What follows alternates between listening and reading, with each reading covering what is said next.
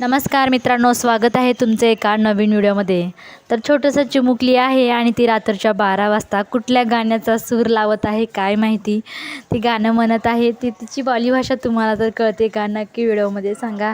एवढं छोटंसं बाळ आहे आणि रात्रीच्या 12 वाजता मम्मीची झोप करण्यासाठी ती फक्त गाणं म्हणत आहे।